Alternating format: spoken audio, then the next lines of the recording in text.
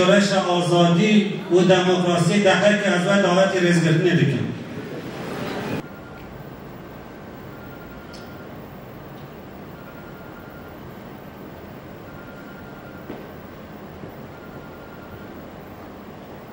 امی همه هفتو را دنگ بدن و امی بسته را که جبای پیواجوی بدن. اون چه دبیشن؟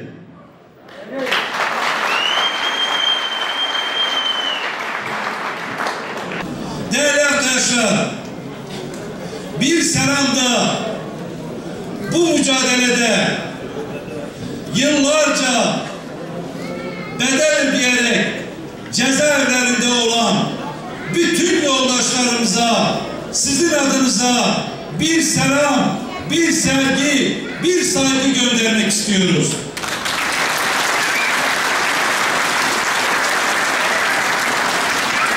Merhaba değerli halkımız. Merhaba anneler, kadınlar, gençler, yoldaşlarım, arkadaşlarım. Hepinizi sevgiyle, saygıyla selamlıyorum. En güçlü mücadeleyi cezaevlerinde vermeye devam ediyorlar. O davada yargılanan tüm tutsak arkadaşlarımı ve cezaevinde olan tüm yoldaşlarımı bir kez daha Sabahat Tuncel, Selahattin Demirtaş, Figen Yüksekdağ şahsında selamlıyorum. Selam olsun onlara.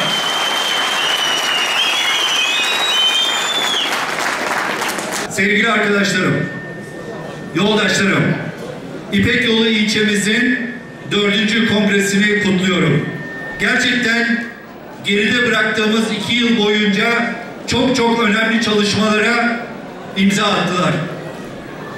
Bu 2 yıl boyunca hem İpek Yolu ilçemizde hem de Van'da gerçekten Türkiye'yi, tüm örgütümüzü heyecanlandıran, motive eden çalışmalar ortaya çıktı.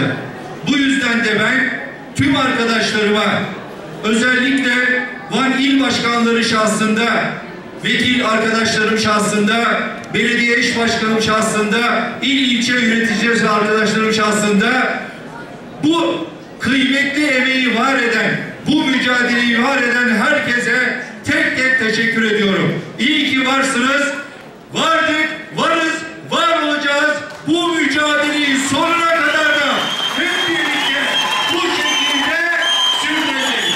Bu arkadaşların önümüzdeki sürece gerçekten cevap olacaklarına inancımı burada belirtmek istiyorum.